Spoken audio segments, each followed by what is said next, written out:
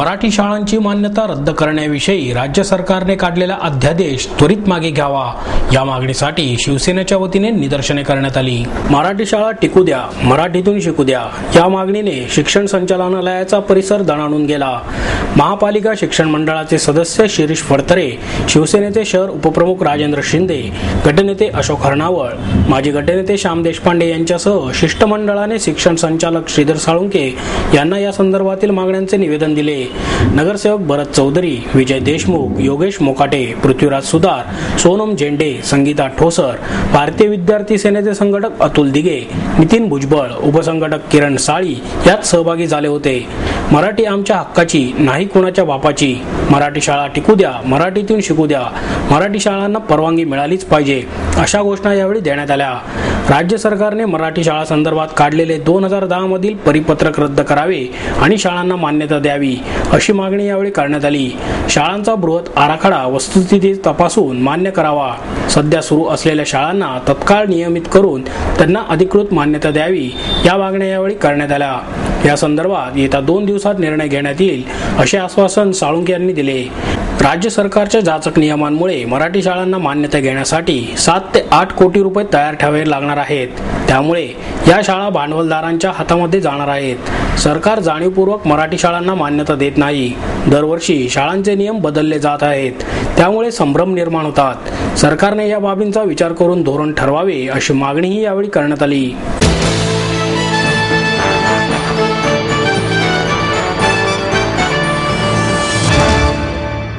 केवळ तोंडी आदेशावर देण्यात आलेली शांताबाई ढोले पाटील विद्यालयातील जागा महापालिका परत ताब्यात घेणार आहे। पालिका प्रशासनाने या संस्थेकडून गेल्या 5 वर्षातील जागेच्या वापराचे भाडे रेडी रेकनरनुसार वसूल करण्याच्या ठरावास स्थायी समितीने एकमताने मंजुरी दिली आहे। महापालिकेच्या भवन विभागाने ढोले पाटील रस्त्यावरील शांताबाई ढोले पाटील विद्यालयाच्या आवारात प्रत्येकी 192 चौरस मीटर असणारी 2 मजली इमारत बांधण्यात आली आहे। ही इमारत 3 डिसेंबर 2005 पासून भवन रचना कार्यालयाकडून ज्येष्ठ नागरिक विकास संघ आणि तरुण विकास मंडळ या संस्थांना देण्यात आली होती। याची माहिती स्थायी समितीच्या बैठकीत मनसेचे नगरसेवक राजेंद्र वागसकर यांनी प्रशासनाकडे मागितली होती। प्रशासनाने स्थायी समितीसमोर ठेवलेल्या अहवालातून या संस्थांशी कोणताही करार झालेला नसल्याचे समोर आले आहे। तत्कालीन आयुक्त नितीन करीर यांनी दिलेल्या तोंडी आदेशावर ही जागा देण्यात आल्याचेही प्रशासनाने स्थायी समितीच्या निदर्शनास आणून दिले। तसेच संबंधित संस्था या जागेचा व्यावसायिक वापर करत असून त्यासाठी कोणतेही भवन भाडे भूमी आणि जिंदगी विभागाकडे जमा करत नसल्याचे निदर्शनास आणून दिले। ही बाब गंभीर असल्याने या दोन्ही संस्थांकडून 2005 पासूनच्या रेडी नेकरच्या दराने भाडे वसूल करून जागेचा ताबा महापालिकेने घ्यावा असा ठराव वागसकर यांनी स्थायी समितीसमोर ठेवला असता त्यास एकमताने मान्यता देण्यात आल्याचे वागसकर यांनी सांगितले। या शाळेस वर्गखोल्या नसताना अशा प्रकारे जागा कोणत्याही करार न करता दिले गेले असून या जागेचा वापर शैक्षणिक कारणांसाठीच व्हावा अशी मागणी वागसकर यांनी केली आहे।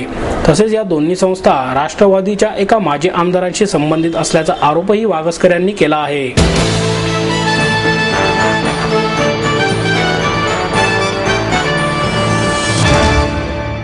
मार्केट यार्डमधील पेट्रोल पंपावर रिक्षांसाठी सीएनजीची सुविधा सुरू करण्यात यावी या मागणीकरता रिक्षा पंचायतीच्या वतीने आंदोलन करण्यात आले। बाजार समितीच्या मुख्यालयावर हमाल पंचायतीचे अध्यक्ष डॉक्टर बाबा आढाव, रिक्षा पंचायतीचे निमंत्रक नितीन पवार यांच्या नेतृत्वाखाली सीएनजीची सुविधा बाजार समितीने द्यायलाच हवी यासाठी निदर्शने करण्यात आली। त्यानंतर बाजार समितीमध्ये निदर्शकांना चर्चेला बोलवण्यात आले। स्वारगेट पोलीस ठाण्याचे वरिष्ठ पोलीस निरीक्षक राम पठारे, सहाय्यक पोलीस निरीक्षक ए बी काळे, लक्ष्मण गायकवाड आणि समितीच्या अधिकाऱ्यांनी चर्चेत सहभाग घेतला। पुण्यातील पर्यावरणाचा विचार करता अधिकाधिक सीएनजीची सुविधा पेट्रोल पंपावर व्हायला हवी। पुणे मनपाही या कामी रिक्षा व्यावसायिकांना आर्थिक मदत करत आहे। मुख्यमंत्र्यांनीही यासाठी अधिक आग्रह धरला आहे, परंतु तशी सुविधा नसल्याने सोय असलेल्या ठिकाणी 4 ते 6 तास तात्कळतच रांगा लावण्याची वेळ रिक्षा चालकांवर येते। गर्दी होईल म्हणून विरोध झाल्यास रिक्षांनी जायचे कुठे असा प्रश्न डॉक्टर आढाव यांनी यावेळी उपस्थित केला। यावेळी रिक्षा पंचायतीचे सदस्यही उपस्थित होते।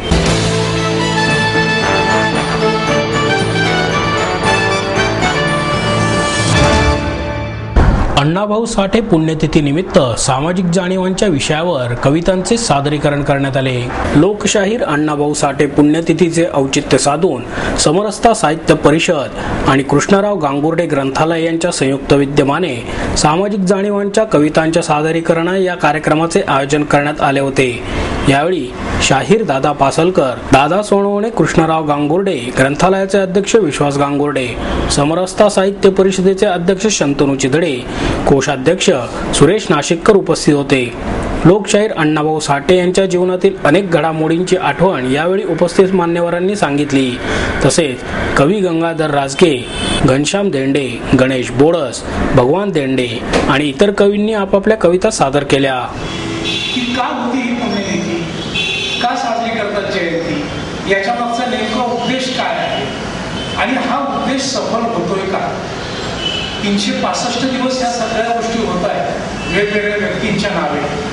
थोडा मी वेगळा विषय मांडणार आहे पण तुम्हाला गरजेचा वाटतो.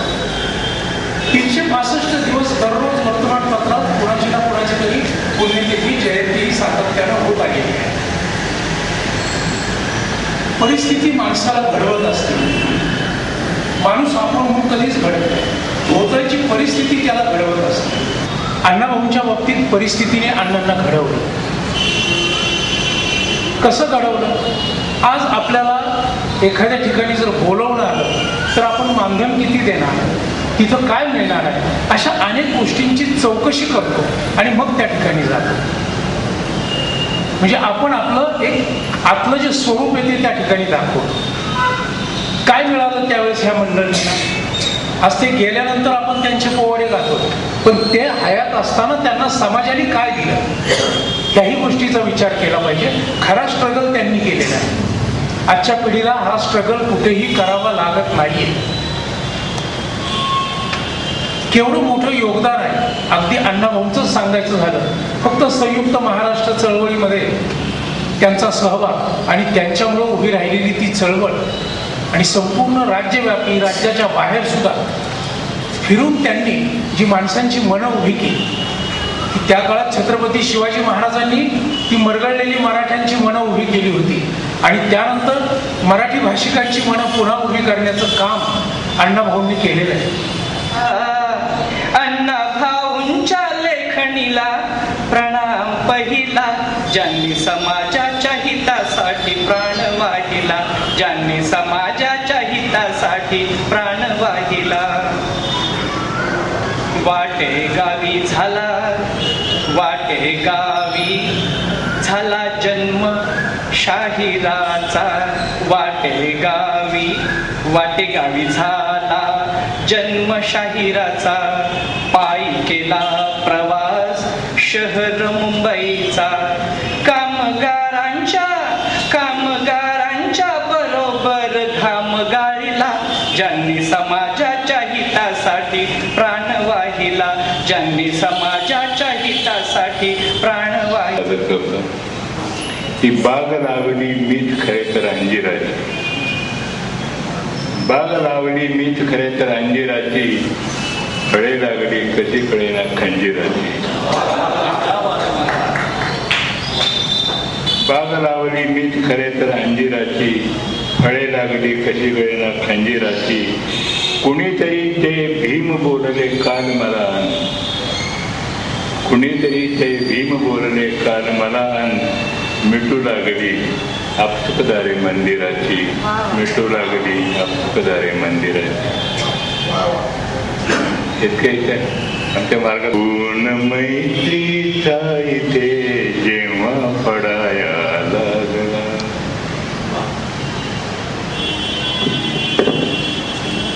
खून मैत्रीचा इथे जेव्हा पडाया लागला, रंग दत्ताचा मलाही आवडाया लागला. खून मैत्रीचा इथे जेव्हा पडाया लागला, रंग रक्ताचा मलाही आवडाया लागला.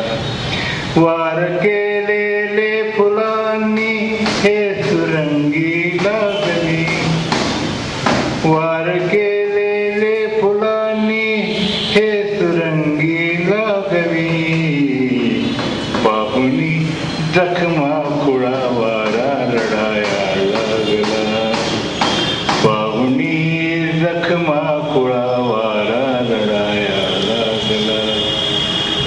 मीच तो निर्दोष ज्याला काल बेड्या घातल्या, मीच तो निर्दोष ज्याला काल बेड्या घातल्या, अन खरा दोषी खुशीने बागडाया लागला. मीच तो निर्दोष ज्याला काल बेड्या घातल्या, अन खरा दोषी खुशीने बागडाया.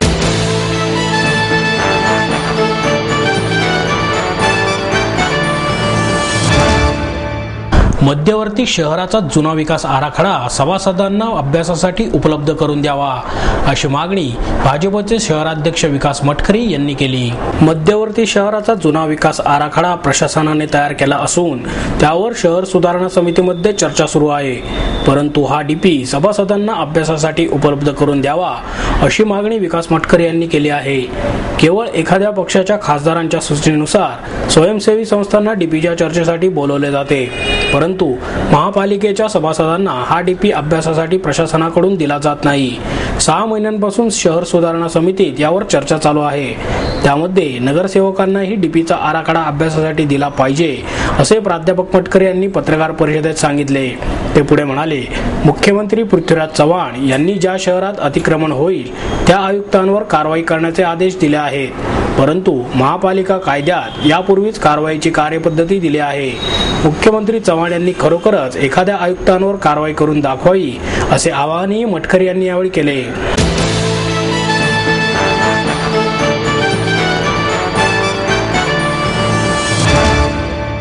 एखाद्या वाद्याला किंवा गायकाला साथ करताना त्यात साथ करणाऱ्यांनी पूर्णपणे बुडून जायला हवे असे प्रतिपादन ज्येष्ठ तबलावादक पंडित विजय घाटे यांनी केले. गानवर्धन संस्था, पंडित भीमसेन जोशी अध्यासन आणि ललित कला केंद्र गुरुकुल यांच्या वतीने मुक्त संगीत चर्चासत्र आयोजित करण्यात आले आहे. त्यात तबला साथ संगत या विषयावर ज्येष्ठ पत्रकार मुकुंद संगोराम यांनी घाटे यांची मुलाखत घेतली.